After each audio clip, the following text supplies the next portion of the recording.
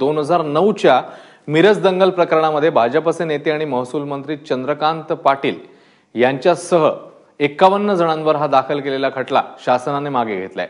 दंगलीदरम्यान जिल्हाधिकाऱ्यांचा जमावबंदीचा आदेश झुगारून जमाव एकत्र आणला गेला आणि पोलीस वाहनांसह इतर मालमत्तांचं नुकसान केलं गेलं, अशा स्वरूपाचा हा गुन्हा होता। भाजपच्या कार्यकर्त्यांनी मंगळवारी मिरज न्यायालयात गृह विभागाचा खटला मागे घेत असल्याचं पत्र सादर केलं, त्यामुळे सुनावणीच रद्द झाली।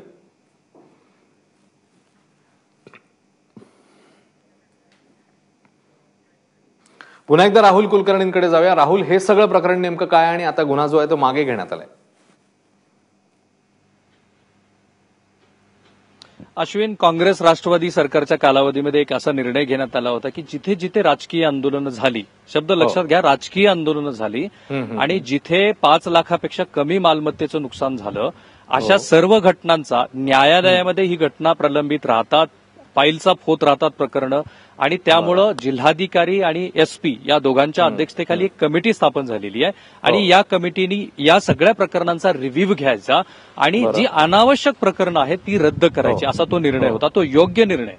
परंतु काल जेव्हा सांगलीच्या एसपीनी ही सगळी प्रकरणं रद्द केली तेव्हा अतिशय धक्कादायक असं सांगलीचं प्रकरण, की जी मोठी दंगल झालेली होती, कशावरून झाली होती ती दंगल, तर अफजल खानाचं एक पोस्टर तिथं लावलं, त्याच्यानंतर मिरज टेन्स झालं, दंगली उसळल्या, 3 दिवस मिरजमध्ये कर्फ्यू होता, काही जणांची बळी गेली आणि तब्बल 600 जणांवरती गुन्हा दाखल झालेला आहे। त्याच्यामध्ये मग मालमत्तेचं नुकसान करणं, पोलिसांना मारहाण करणं, काही जणांच्या काही मॉबला उचकावणं, तिथून मग मिरजसारख्या शहरामध्ये संवेदनशील ते शहर होईल असं बघणं।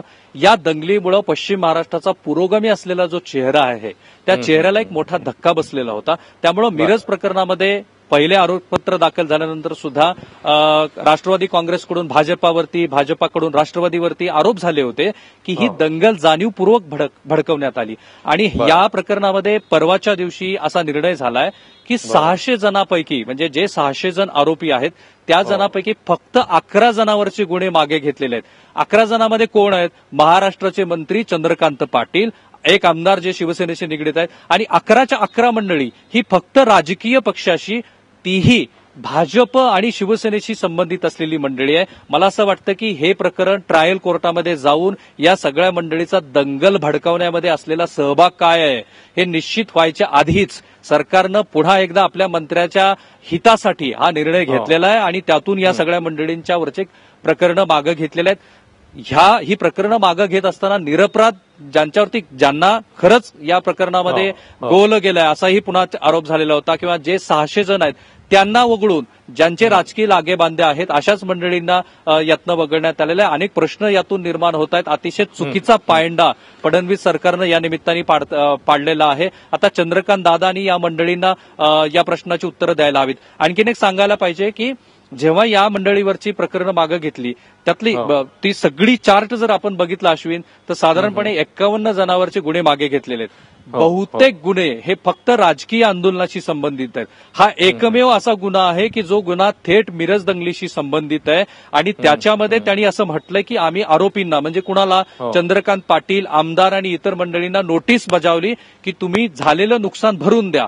मला असा प्रश्न पडतो की मिरज दंगलीमध्ये की जिथे 3 दिवस कर्फ्यू लागला, काही जणांचे बळी गेले, त्या प्रकरणामध्ये फक्त आर्थिक तुम्ही भरपाई करून घेऊन या आरोपींना सोडणार आहात का? आणि मग सोडणार आहात तर तत्कालीन राष्ट्रवादी काँग्रेसचे जे महापौर होते या महापौरांना का नाही सोडायचं? किंवा इतर विरोधी पक्षात असलेली जी राजकीय मंडळी आहे त्यांना का नाही सोडायचं? एकतर या सगळ्या प्रकरणामध्ये चंद्रकांत दादा आणि या आमदारांचा असलेला थेट संबंध काय होता त्याची पडताळणी व्हायला हवी आणि मिरज सारख्या अतिशय संवेदनशील दंगलीमधून आपल्याच मंत्र्याला बाहेर काढून सरकार नेमकं काय वस्तुपाठ महाराष्ट्रासमोर ठेवू इच्छितं हे यातून अनेक प्रश्न अशा अर्थाचे निर्माण होताना दिसत आहेत। अश्विन।